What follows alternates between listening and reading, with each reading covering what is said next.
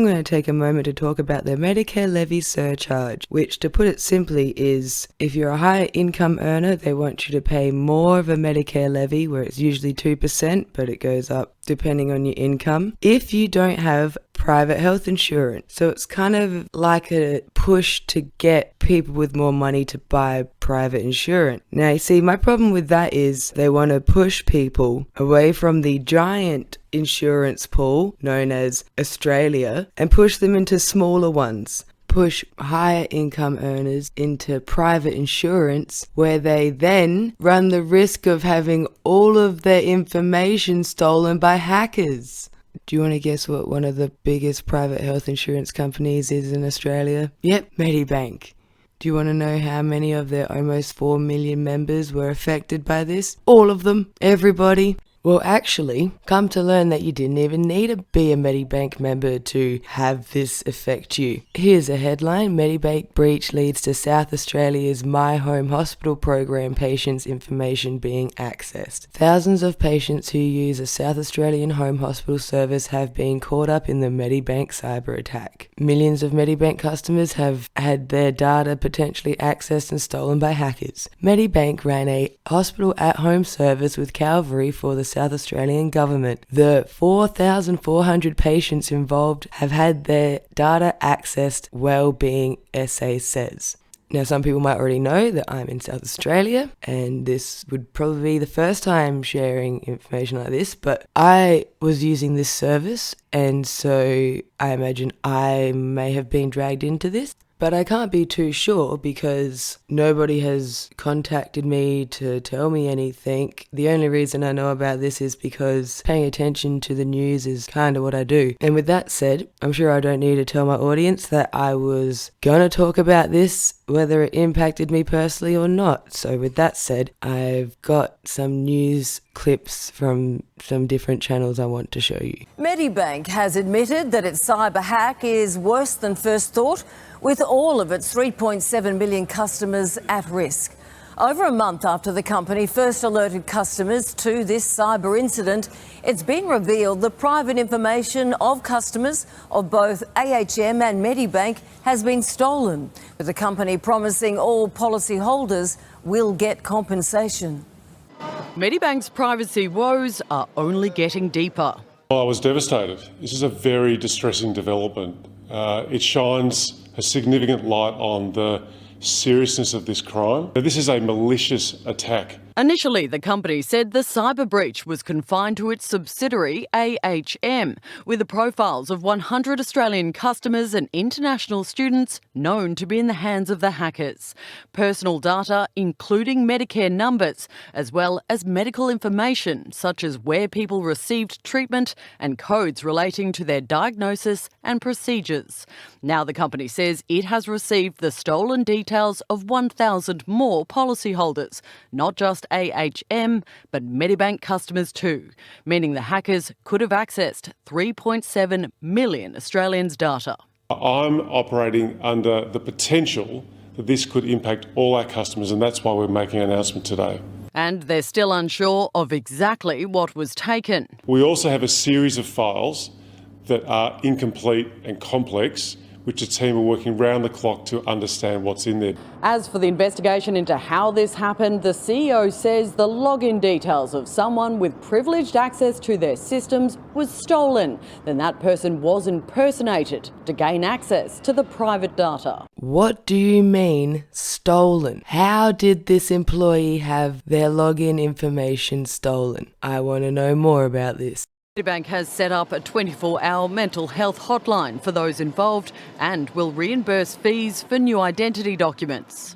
This is putting people in harm's way, and we will do everything we can to support customers who actually have been impacted. And as a gesture of apology, premiums for AHM and Medibank that were set to rise an average of 3.1% in November will be delayed until January 16th next year. Ursula Hager for 10. Did you hear him? To support people that actually have been impacted. Okay. Oh, and how generous, how kind of a apology. We won't increase the premiums for a little bit. Oh, wow. Now, leads me to the question of what about people that weren't a Medibank member? How are you going to compensate the 4,000 South Australians that may have just been dragged into this? Anyways, let's change the channel. Medibank is refusing to pay a ransom after the data of millions of customers was stolen, claiming it could put more Australians at risk. As for how the hackers got inside Medibank's system, it's been revealed they stole the username and the password of an employee. Sophie Walsh explains. Today, an admission the Medibank hack is a lot bigger than originally thought. The private health insurer revealing 9.7 million current and former customers across Medibank and AHM have had their private information compromised. That includes their name, date of birth, home address, phone number and email address. The criminal has also accessed health claims of almost 500,000 customers. Despite the breach, the company won't be paying a ransom. It's me again, and because I like to be honest and fair in regards to them not paying the ransom, I reckon that's the best move, because really, if you did give them the money, what would that achieve? You can't guarantee anyone's information is then safe, and I can see how it potentially opens Australia up to being even more of a target. And also putting further Australians at risk by being known to pay ransoms. There are a few simple things you can do to protect yourself. Don't give your credit card details over the phone. Don't click on blue links in emails and messages, and change your passwords regularly. Yeah, see, that's some good advice there. Don't go opening random links that are sent to you, and stay on top of your account's password. Like, I am very protective over the login information for this YouTube channel, because if something were to happen to it, it would impact not just me, but my lovely subscribers. Yes, I'm dropping a hint. I'd love more lovely subscribers. But besides that, imagine if the login information could impact millions of people in the way of exposing their personal information and their medical information. Imagine if this all could have been prevented if just one person had better protected their password. But we'll discuss this further later. Now, I mentioned how I agree with the fact that they didn't pay the ransom, but I also must say that I disagree with paying the executives a bonus. Shareholder vote allowing executives to keep bonuses worth more than $7 million, while more than 9 million customers worry about their stolen private health data.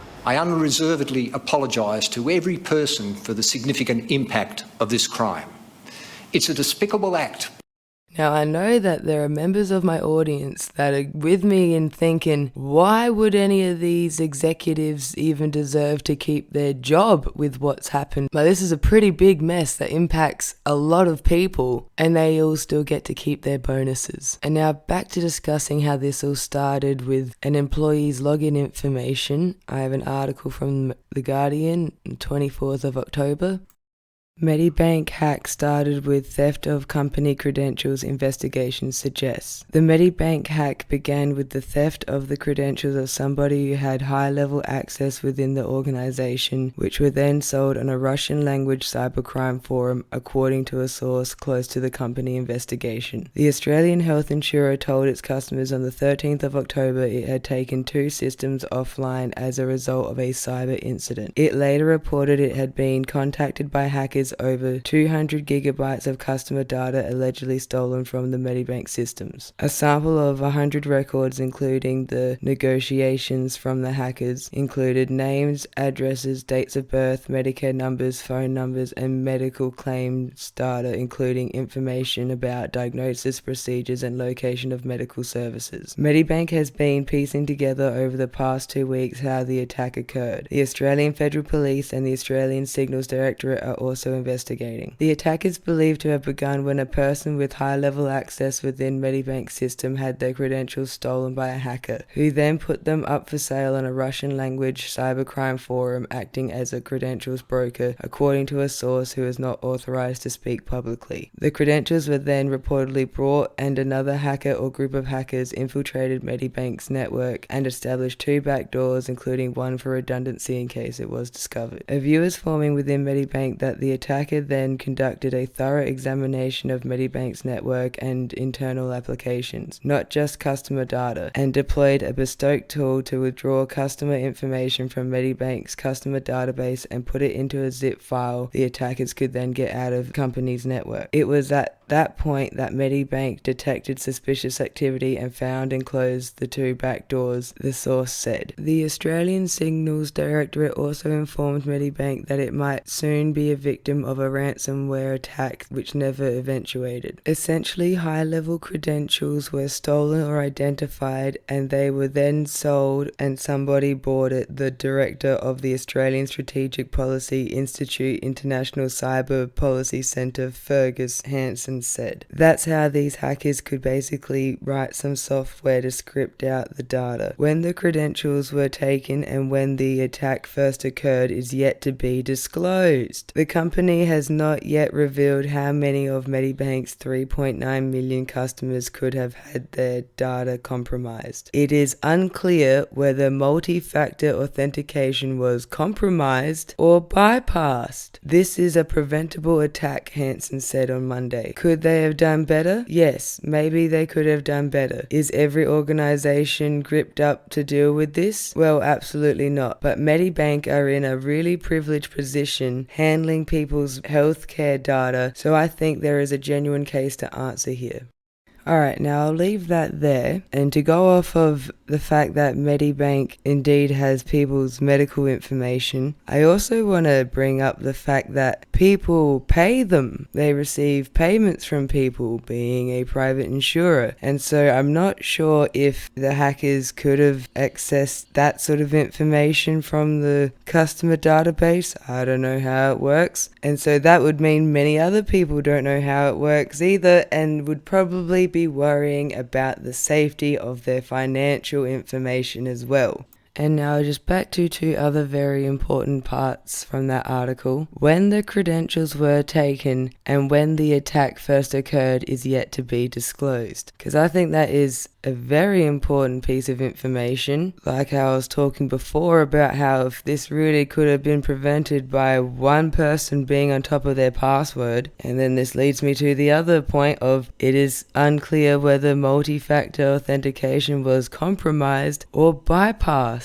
And so yeah, I'm just emphasizing this because I find it amazing that a hacker could get their hands on the login information for an employee of Medibank. That's all concerning by itself. And then on top of that, that the login information worked. Like, don't get me wrong, the hacker's obviously the bad guy here, but if you are a private health insurance company, one of the biggest ones in the country, you would assume that you're a target for this sort of thing. So you would have your security pretty top notch, wouldn't you? Because that's kind of the whole point of multi-factor authentication, is so you can't have somebody else log into something, especially from a different location. So yeah, I'm just saying, how the fuck did the credentials get taken? And then also, why the fuck did they still work for somebody else? Not acceptable. And now I've got one more article to read for you, which is from the 17th of November. Really poor form. Medibank yet to contact hundreds of customers with leaked personal data. As a cybersecurity worker, it didn't take Chris long to find his Medibank data in a dump posted to the dark web last week, but he didn't learn about it from the health insurer. It has been about a week now and Medibank have still not informed me that my data is in that dump, he said. Medibank's chief executive, David Koska, told shareholders at the company's annual general meeting on Wednesday the company was contacting within 48 hours any customers whose health claims data had been posted to the dark web by Russian hackers. So far, hundreds of claims associated with terminating pregnancies, mental health issues, and drug and alcohol use have been posted on a dark web blog linked to Revil malware group. But hundreds of customers whose personal details including names, addresses, dates of birth, phone numbers, email addresses, and gender, but not medical information, were posted on the site are yet to hear from the insurer individually. When Chris contacted Medibank to inquire about his situation, he was told the company would be communicating with those who had health claims data posted first. Koska told reporters after the meeting on Wednesday, "We believe that's the right decision. Those customers are uniquely vulnerable and we want to make sure that they hear it as soon as they can from us. As I said before, this is a complicated process." But Chris said he was annoyed about the radio silence. They had ample time to prepare the comms and get them out to anyone who had been exposed, and taking over a week to do so is really poor form. And I don't buy into the excuse they have given, he said. I think that's probably a bad call given all of their earlier posturing about being transparent.